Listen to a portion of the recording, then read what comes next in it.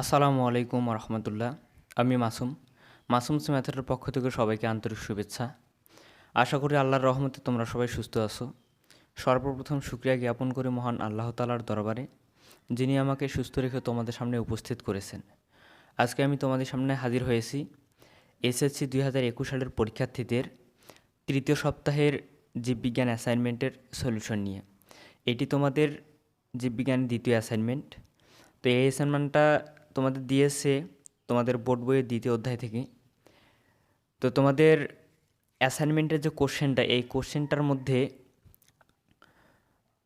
18টা বৈশিষ্ট্য দেওয়া আছে। এই 18টা বৈশিষ্ট্যকে নিয়ে তোমাদেরকে ছক্কা লুডো খেলতে হবে। অর্থাৎ ছক্কার 3বার পরপর 3বার চালতে হবে। চালার পরে যে দানগুলো উঠবে, এই দানগুলার মানগুলো নিয়ে তোমাদেরকে কাজ করতে হবে। তো অ্যাসাইনমেন্টটা লেখা তোমরা কিভাবে শুরু করবা, এটা দেখো আমি এইভাবে লিখে রেখেছি, তোমরা এইভাবে লিখবা যে নিচের ছকে খেলার মাধ্যমে প্রাণীকোষ এবং প্রাণী টিস্যুর গঠন ও কাজ বিশ্লেষণ করা হলো। তাহলে ছক কিন্তু এই ছক তোমাদের আঁকা যাবে না, তোমাদের এই ছকটা আঁকতে হবে। দেখো এই যে এই ছকটা যে আমি আঁকেছি, যেভাবে আঁকছি তোমরা এইভাবে আঁকবা। যদি এক পেজের মধ্যে যদি না ধরে, তাহলে পুনরায় অপর পেজে তোমরা একে লিখতে হবে তোমাদেরকে। তো আশা করি এক পেজে ধরবে এগুলো। তো 18টা যে বৈশিষ্ট্য, এই 18টা বৈশিষ্ট্য দেখো এই পেজের মধ্যে দেওয়া আছে। 1 নম্বর বৈশিষ্ট্য দেওয়া আছে নিঃসরণ, আর 18 নম্বর বৈশিষ্ট্য দেওয়া আছে ঘনাকার। তো এই বৈশিষ্ট্যগুলো আমরা কিভাবে নিব? ছক্কার দান আমরা চালার পরে যে মানগুলো উঠবে দানের মধ্যে, ওই মানগুলো নিয়ে আমাদের কাজ। তো দেখো যে পরপর 3টা ছক্কার দান কিন্তু আমাদের চালতে হবে। আমি প্রথম যে বৈশিষ্ট্যটা বা প্রথম যে রাউন্ড, তোমাদের 10টা রাউন্ড খেলতে হবে। এই 10টা রাউন্ডের মধ্যে প্রথম যে রাউন্ড, এই প্রথম রাউন্ডের মধ্যে দেখো আমি 3বার ছক্কা চালছি। প্রথমবার ছক্কা চালছি, উঠছে 4। দ্বিতীয়বার দ্বিতীয়বার ছক্কা চালছি, উঠছে 6। আর তৃতীয়বার ছক্কা চালছি, উঠছে 2।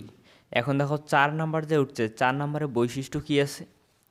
এই যে দেখো এখানে 4 নম্বরের বৈশিষ্ট্য দেওয়া আছে। এই যে 4 নম্বরের বৈশিষ্ট্য দেওয়া আছে নালীযুক্ত। এই জন্য আমি 1 নম্বর বৈশিষ্ট্যের জায়গায় লিখে রেখেছি নালীযুক্ত। এখন 2 নম্বর যে আমাকে যে বৈশিষ্ট্যটা নিতে হবে, এই 2 নম্বর বৈশিষ্ট্যটা আমি কিভাবে নিব? দেখো যে প্রথমে উঠছে 4, তারপরে উঠছে 6। এই 6 আর 4 যোগ যদি করি, তাহলে যোগফল হচ্ছে কত? 10। এটা হচ্ছে ক্রমযোজিত সংখ্যা। তাহলে ক্রমযোজিত সংখ্যার অনুরূপ যে বৈশিষ্ট্যগুলো আমরা যে পাবো, এই বৈশিষ্ট্যগুলো আমাদের নিতে হবে। তাহলে 4 আর 6 আমরা যোগ করলাম, যোগফল হচ্ছে 10। এবার আমাদেরকে দেখতে হবে 10 নাম্বার বৈশিষ্ট্যটা কী আছে। দেখো এই যে 10 নম্বর বৈশিষ্ট্য, 10 নম্বর বৈশিষ্ট্য হচ্ছে সংকোচন। এই যে সংকোচন, এই জন্য আমি 2 নম্বর বৈশিষ্ট্যের এখানে লিখে রেখেছি সংকোচন। এরপর আমি যে 3 নম্বর বৈশিষ্ট্যটা যে আমি বসাবো, এই 3 নম্বর বৈশিষ্ট্যটা কত নম্বরে আমি বসাবো? দেখো আমি ছক্কা চালছিলাম, উঠছে 4, 6, 2। 6 4 যোগ করছি, যোগফল হচ্ছে 10। এই 10 আর 2 এইবার যদি আমরা যোগ করি, তাহলে যোগফল হচ্ছে কত? 12। তাহলে এই 12 নম্বর বৈশিষ্ট্য কী আছে, এটা আমাদেরকে বের করতে হবে। এই যে দেখো 12 নম্বর বৈশিষ্ট্য দেওয়া আছে মেসোডার্ম।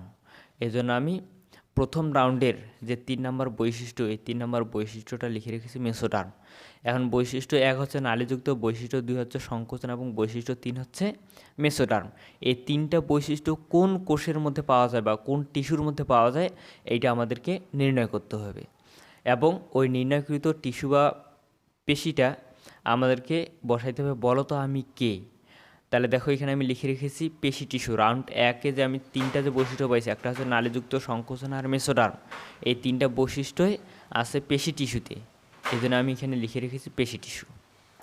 এরপরে দেখো 2 নম্বর রাউন্ড, এই 2 নম্বর রাউন্ডের মধ্যে ছক্কা চালছে, পরপর উঠছে 3টা দান। দেখো প্রথম দানে উঠছে 1, দ্বিতীয় দানে উঠছে 1, তৃতীয় দানে উঠছে মনে করেছে 2। তাহলে 1 নাম্বার উঠছে মানে কি? 1 নম্বর বৈশিষ্ট্য আমাদেরকে লিখতে হবে, কারণ এখানে তো কোনো ক্রমযোজিত সংখ্যা নেই। তাহলে 1 নম্বর বৈশিষ্ট্য দেখো, এই যে 1 নম্বর বৈশিষ্ট্য হচ্ছে নিঃসরণ। দেখো এই যে রাউন্ড, ছক্কায় দ্বিতীয় রাউন্ড, এখানে আমি লিখে রেখেছি 1 1 2। 1 নম্বর বৈশিষ্ট্যটা হচ্ছে এই যে নিঃসরণ।